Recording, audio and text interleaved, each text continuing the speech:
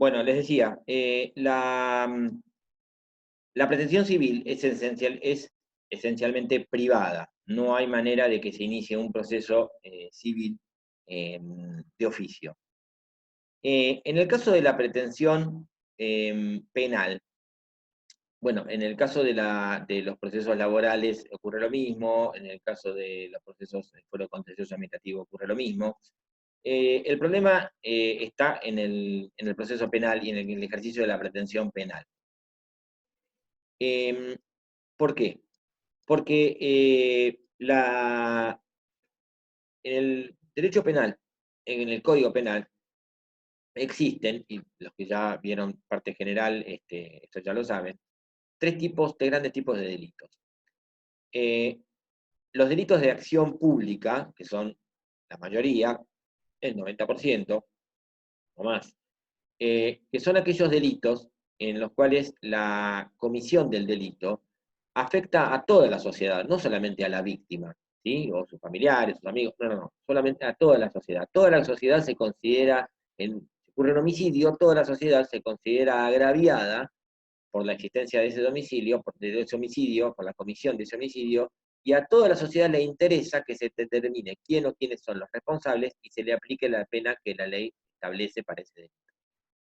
Por otro lado están los delitos de dependientes de instancia privada, que son las lesiones, por ejemplo, las lesiones leves, que se curan en menos de 30 días, que esos dependen de que el particular, la víctima, active, inste la acción penal, y en ese caso ya quedan equiparados a un delito de acción pública, ¿sí? Entonces, una persona sufre lesiones en un accidente y va a declarar a la comisaría y una de las cosas que le van a preguntar, además de tomar la declaración, le van a decir, ¿usted insta la acción penal? Entonces, si manifiesta que no, no va a haber proceso penal. ¿Por qué? Porque en ese tipo de delitos, siempre y cuando sean lesiones leves, depende de que el agraviado, el directamente agraviado, sea quien diga si le interesa que haya, si quiere o no, que haya un proceso penal por ese delito, y si no lo quiere, no lo va a haber, igual que en el caso de un proceso civil. Una vez que insta la acción penal, ya queda equiparado a un delito de acción pública, como decía. Y por otro lado, los delitos de acción privada, por ejemplo, las calumnias, injurias, competencia desleal, en los cuales sí, ahí necesariamente depende y siempre del agraviado. Es decir, el titular del derecho lesionado es quien inicia el proceso a través de, inclusive por otro carril, que es la querella. ¿Sí?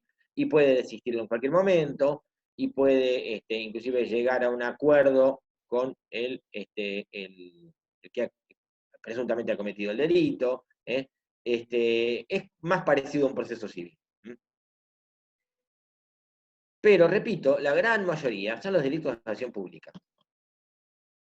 El titular de la pretensión penal no es, en principio, la víctima, el damnificado directo, sino toda la sociedad. Toda la sociedad va a estar representada, ustedes tienen para este parcial el Ministerio Público, toda la sociedad va a estar representada, ¿por quién? Por el Ministerio Público. ¿A través de quién? Del agente fiscal. Entonces, el agente fiscal, cuando lleva adelante una investigación, cuando eleva la causa a juicio y cuando formula una acusación en el marco de un juicio oral penal, al final ya del debate y antes de la sentencia, el fiscal no lo está haciendo por él, lo está haciendo ni tampoco por la víctima, lo está haciendo por toda la representación de toda la sociedad. ¿Sí? Esto es lo que se ve claramente en el derecho procesal americano, donde o en los procesos penales norteamericanos, donde las causas están caratuladas de otra manera, es el pueblo de People of Arkansas, Massachusetts, donde se les ocurra, el pueblo de tal estado contra X persona, el imputado. Acá la causa penal es el nombre del imputado, punto. Pero en realidad tendría, como si acá fuera el pueblo de la provincia de Buenos Aires contra X persona, el imputado. ¿Sí? ¿Por qué? Porque el fiscal está representando a toda la sociedad. Por eso la pretensión penal, más allá que la ley del Ministerio Público dice, ustedes vieron que dice, el agente fiscal tiene como función ejercicio de la acción pública penal, en realidad la pretensión penal. La acción y la pretensión. La pretensión penal, en principio, es pública, ¿sí? Corresponde al Ministerio Público Fiscal. Sin embargo, el Código Procesal Penal de la Provincia de Buenos Aires actual tiene desde hace unos años una modificación, y esto ya lo habíamos adelantado en la clase anterior, que permite, y esto es bastante particular, permite que aun cuando el fiscal no continúe con la acusación, ¿sí? Pueda el particular damnificado continuar solo. Para eso la víctima se tiene que haber presentado como particular damnificado, ¿sí? Y asumir el rol de particular damnificado, y ahí es parte en el proceso. Si no, es solamente víctima. Y los derechos procesales que tiene, los actos procesales que puede realizar son muy poquitos. Y se presenta como particular damnificado con el patrocinio de un abogado, ya es parte en el proceso y puede continuarlo solamente el particular damnificado. Puede ser que antes del juicio oral, el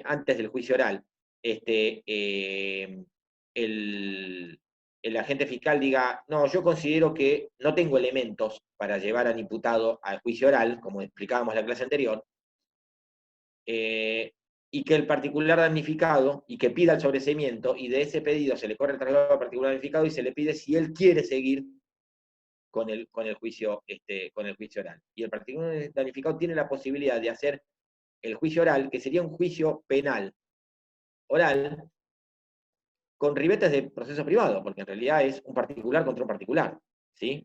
El particular damnificado contra el imputado, ¿sí? El fiscal ni interviene. De hecho, esto hasta inclusive puede ocurrir en el marco del mismo proceso, ¿sí? A mí me ha pasado, relativamente hace poquito, fines de octubre, de un proceso penal en el cual yo intervenía, yo no me especializo en derecho penal, pero sí intervenía por el particular damnificado, e íbamos conjuntamente con el fiscal, y del otro lado estaba el imputado, y en el medio, esto fue bastante particular también, en el medio del juicio oral, o al cabo del juicio oral duraba 2 jornadas, 3 jornadas, 2 jornadas. Al cabo de la primera jornada, el agente fiscal decide no continuar él con el proceso, retirar la acusación. Se bajaba del proceso penal y me dejaba solo, dicho sea de paso. Más allá que eso muy feliz no me ponía, pero lo único que a mí me quedaba, y que lo que hice efectivamente era seguirlo solo, ¿sí? ¿Eso cómo se resuelve? Me pregunta Andrea Anger. Se resuelve de la misma manera que si el fiscal hubiese continuado. Es decir, o sea, para que ustedes lo entiendan, se lo digo exactamente cómo ocurren los hechos para que un poco, hasta la parte anecdótica. Es decir, termina la primera jornada de prueba, es decir, declararon los testigos, y declararon peritos también, que habían intervenido durante la instrucción penal preparatoria, que tienen que ratificar, es decir, yo les digo, les aclaro que, no me acuerdo si lo dije la vez anterior, pero las pruebas que se producen durante la instrucción penal preparatoria se tienen que reproducir en la medida de lo posible. Obviamente que la constatación de un lugar no se puede reproducir porque eso se hizo en un momento, un allanamiento no se puede reproducir, pero las pruebas testimoniales, las pruebas periciales se reproducen, es decir, el perito viene y ratifica su dictamen y se somete a las preguntas de las partes, y los testigos tienen que volver a declarar. Si el testigo declara en la instrucción pero no declara en el juicio oral, no sirve para nada. Ese es el motivo por el cual a veces en algunos procesos un poco complicados, no en algo común, pero en algo complicados, entre la declaración en la IPP y el proceso, el juicio oral, el testigo desaparece. ¿Estamos? Lamentablemente, como ha ocurrido con algunos hechos, sobre todo de trascendencia política en Buenos Aires. ¿Estamos? Entonces, porque la validez del testimonio es nula, ¿sí? No es ninguna. Es decir, el testigo se tiene que sentar delante del tribunal y declarar delante del tribunal, ¿sí? Y ustedes dirán, ¿y para qué declaró antes? Bueno, porque eso sirvió como para preconstituir pruebas para saber si tenemos elementos de ir a un proceso, para ir a un proceso oral o no. ¿Cómo se resuelve? ¿Qué es lo que ocurrió en este caso y qué es lo que se hace? En este caso, terminó la primera jornada, el fiscal lo que me dice es, discúlpeme doctor, yo necesitaría hablar con usted un momentito. Ya habíamos terminado el primer día, ¿sí? Nos vamos, nos saludamos todos, con el juez, con otra parte, necesito hablar con usted. Yo voy a desistir de la acusación, me bajo del juicio. ¿Por qué? Porque considero que no tengo elementos. Bueno, obviamente que lo primero que le pregunté es, si son los mismos elementos que tuviste en la instrucción y son las mismas pruebas que en realidad vinieron a ratificarse, ¿por qué elevaste la causa a juicio? Es decir, ¿por qué cambiaste de opinión? Eso es aparte, tiene que ver con la cuestión en particular. Pero continué yo solo, y yo al día siguiente hice el alegato, sostuve en mi alegato la acusación particular. Es decir, fue una acusación hecha por el particular damnificado, a pesar de que era un delito de acción pública porque era un homicidio. Culposo, pero homicidio al fin. ¿Estamos? Era recontra de acción pública. Entonces, eh, yo continué con el proceso penal, mi clienta y yo, en realidad, yo patrocinando a mi clienta, y yo hice el alegato. Y el fiscal lo único que dijo es, yo no tengo nada para decir, yo me bajo, porque considero que no hay elementos. Esto antes no ocurría, antes si se bajaba el fiscal, se llevaba a todos puestos. Se llevaba puesto al particular damnificado también.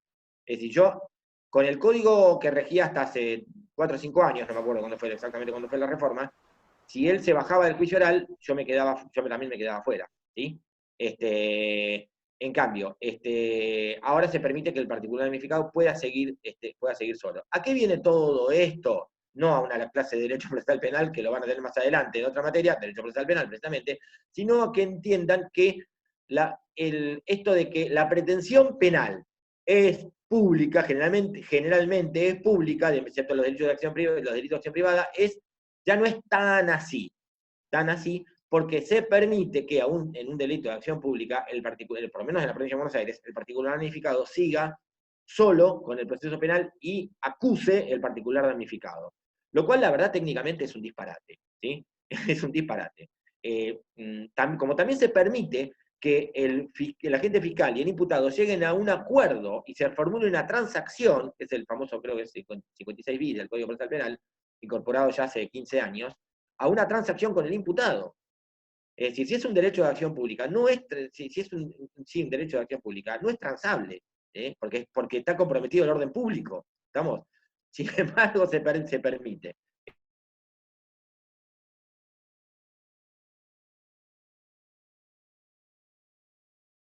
Bastante desdibujado. ¿Sí? Vamos en el rato que nos queda, y no sé si vamos a llegar a terminarlo, al último punto, que es acumulación de procesos. Acá, acá volvemos a utilizar el código. ¿Qué es la acumulación de procesos? La acumulación de procesos, en términos generales, es la reunión de dos o más, procesos en uno solo. ¿Sí? ¿Cuándo se va a producir esta reunión? Bueno, acá nos vamos a retrotraer a una cuestión anterior, que es la posibilidad de la acumulación de pretensiones. Ya vimos lo que es una pretensión, ¿no? El reclamo en concreto que deduce una persona contra otra en el marco de un proceso, ¿sí? De la afirmación de ser titular de un derecho y el reclamo de la tutela de ese derecho en particular. Supongamos que yo tengo contra otra persona varios reclamos, varias pretensiones, distintas entre sí, ¿sí? Supongamos que, te miran, bueno, no es común, bueno, pero está la posibilidad. Supongamos eh, que yo tengo contra una persona un reclamo por daños y perjuicios originados en un determinado hecho, eh, y un reclamo de no sé, incumplimiento de contrato por otro determinado hecho.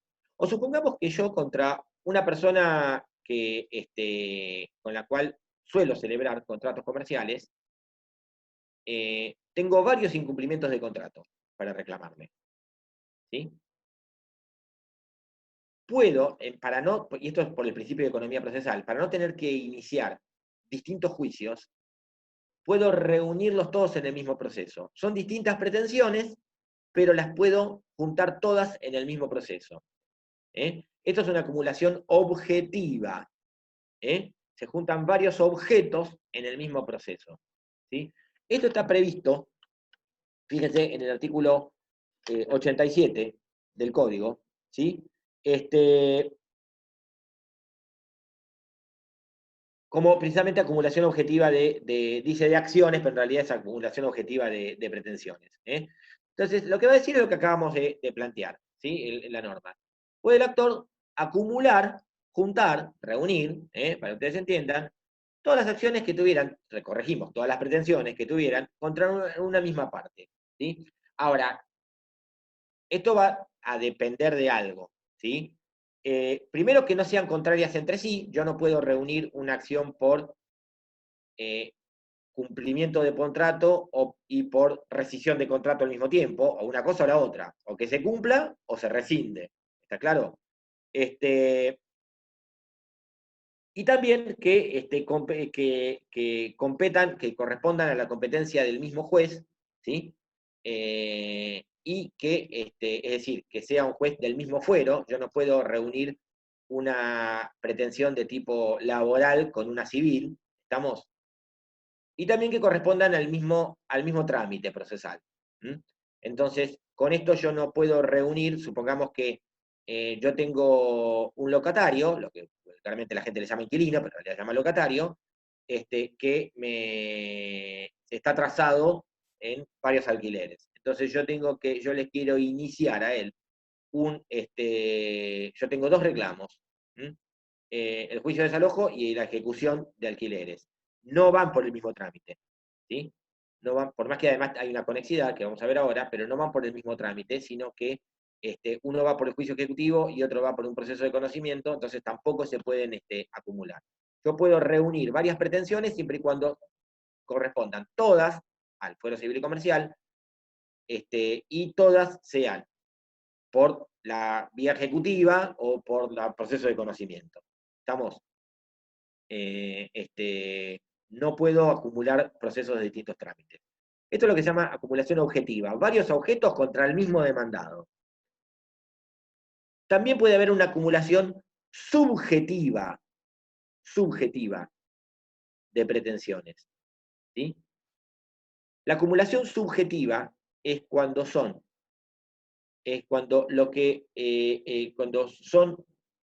una pretensión contra varios demandados, ¿sí? O varias pretensiones contra un demandado. Esto está previsto en el artículo 188 del Código Procesal. Fíjense que lo que dice es: procederá a la acumulación cuando corresponda a la acumulación subjetiva de acciones, corregimos de pretensiones. Entonces, ¿cuándo procede la acumulación de procesos? 188 del Código Procesal Civil de la provincia. Cuando procede la acumulación, en principio, cuando procede la acumulación subjetiva de pretensiones. ¿Cuándo procede la acumulación subjetiva de pretensiones? El 88, el 88 dice que varias personas pueden demandar, o varias personas pueden ser demandadas, es decir, varios actores, varios demandados. Cuando veamos sujetos, vamos a ver lo que se llama el litis consorcio. El litis consorcio es cuando hay varias personas en el rol de actores y varias personas en el rol de demandados. Litis consorcio activo y pasivo respectivamente. Puede ser que sean los dos, puede ser que haya varios actores y varios demandados, ¿sí? Entonces, procede la acumulación de procesos cuando hay una acumulación subjetiva de acciones. ¿Cuándo hay una acumulación subjetiva de acciones? Cuando las cuestiones son conexas por el sujeto, objeto, causa o todos.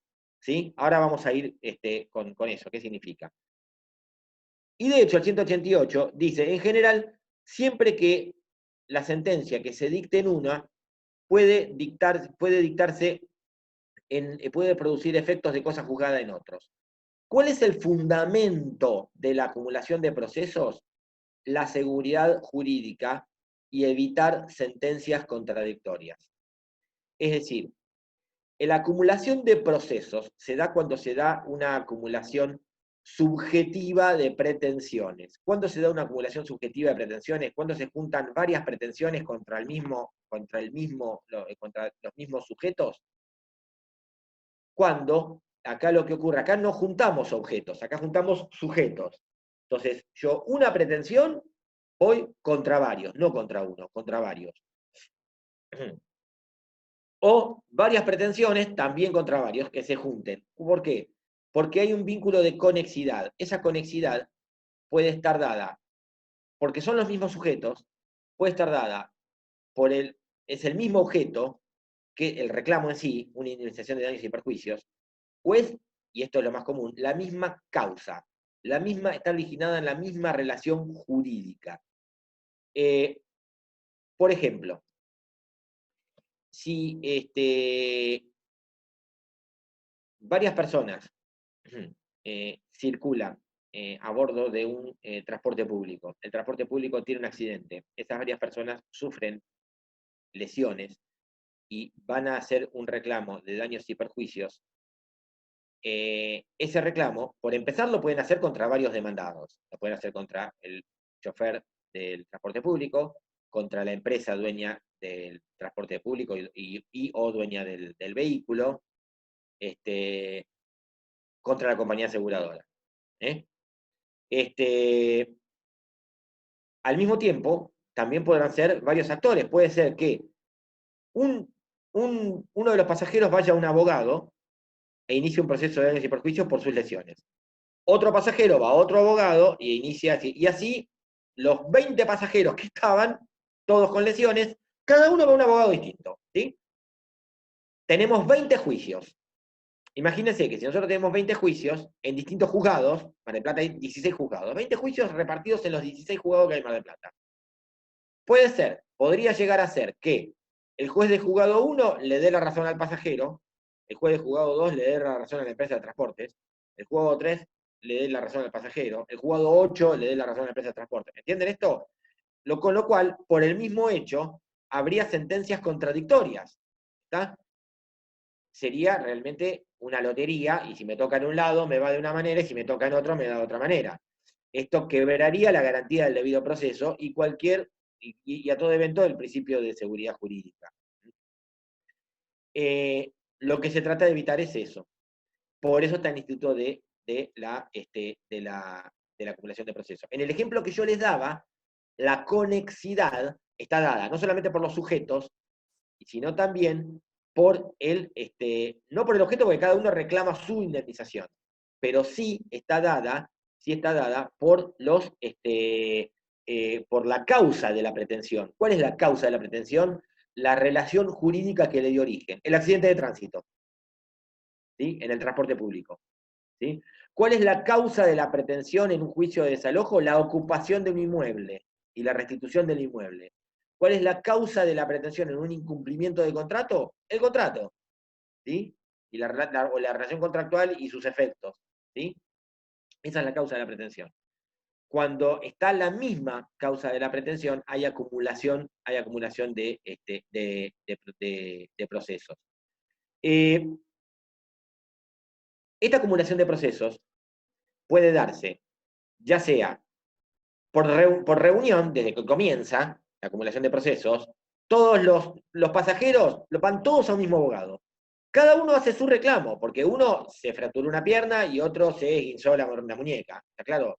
Uno estaba desocupado y otro era gerente de una multinacional. Cada uno tiene su reclamo. Pero están todos reunidas las pretensiones en el mismo proceso desde el vamos. En otros casos, esa reunión se da por inserción. Se juntan después.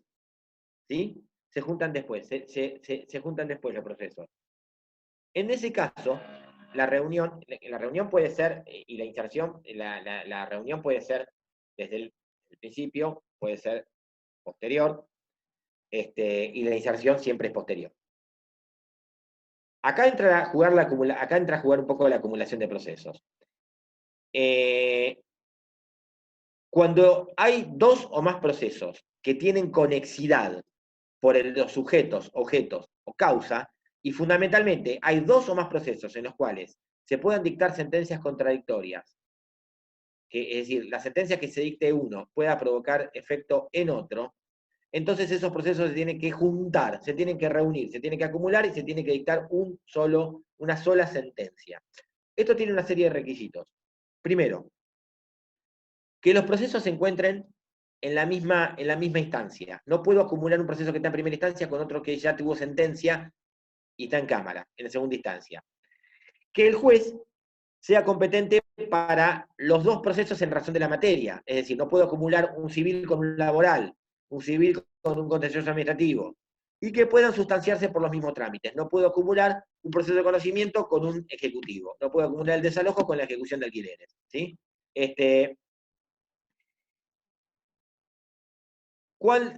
¿Sobre cuál se acumula? Es decir, hay un proceso tramitando en el juzgado 2 y otro tramitando en el juzgado 10. Los dos se tienen que acumular, quedan los dos en un mismo juzgado. ¿En cuál? ¿En el 2 o en el 10? En el 10. La respuesta está en el 189, principio de prevención, en el que primero notificó la demanda. ¿Está? Puede ser que haya un proceso que se haya iniciado antes, pero lo iniciaron y ahí lo dejaron. Y hay otro que se inició después o lo llevaron más lento. Y otro que se inició después y enseguida notificó la demanda. El que primero notificó la demanda es el que previene, el que atrae a los demás. ¿Está? ¿Cuándo se puede disponer? Tanto de oficio como petición de parte. ¿Por qué de oficio? Porque la acumulación de procesos tiene un fundamento que es de orden público.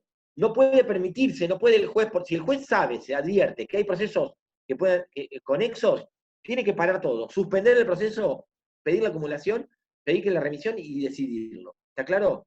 Si queda acá o si queda allá, en el otro juzgado. Entonces, lo puede plantear el juez de oficio y lo puede pedir las partes. Si lo piden las partes, se hace el pedido, el juez corre traslado a la otra parte y el juez resuelve. Hasta que no se resuelva qué efectos tiene 189, 190, perdón, qué efectos tiene, y 191, qué efectos tiene sobre y 193 sobre todo, sobre el proceso, suspende el proceso.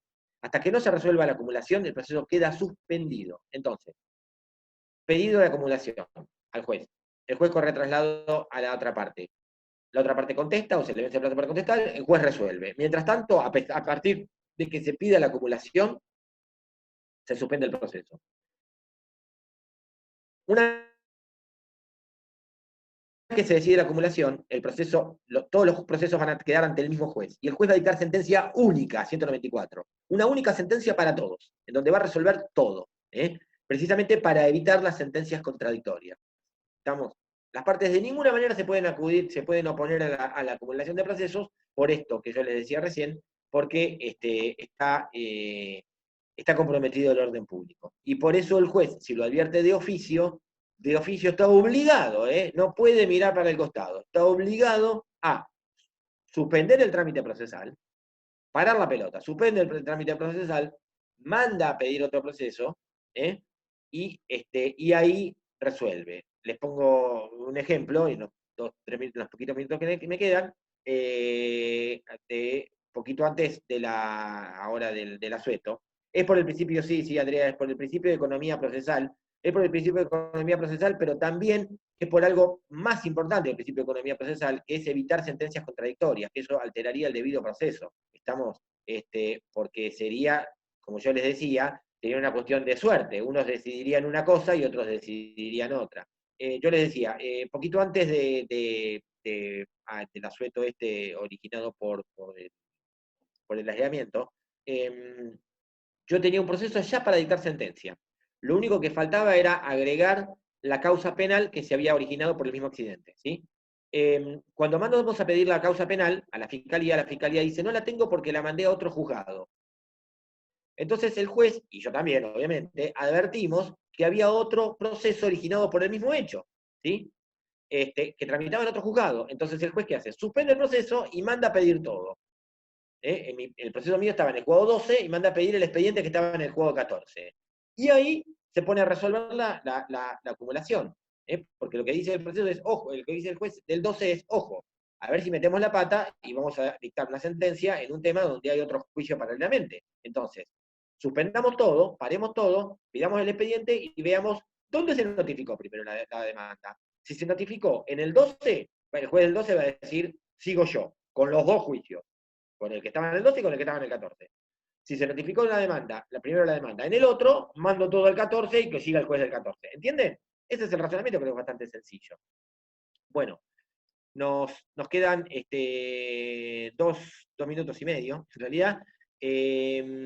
Vamos terminando. La clase que viene, no, la idea mía era terminar hoy, así la clase que viene no hay temas nuevos, porque va a ser 2 días antes del parcial, así que va a estar destinada a preguntas, preguntas que ustedes quieren hacer, anótensela, me las van haciendo por el chat, y las vamos contestando, ¿sí? Esa va a ser la idea, lo que les pido es que más o menos que las tenga más o menos ya pensadas, preparadas, y vamos contestando en la medida de lo posible. Antes de terminar, como siempre, les agradezco a los chicos y chicas del Centro de Estudiantes que me prepararon y me ayudaron en la preparación de la reunión, de los dos Zoom, particularmente a Rosela, gracias Rosela, como siempre, y nos veremos el miércoles que viene. Hasta la semana que viene.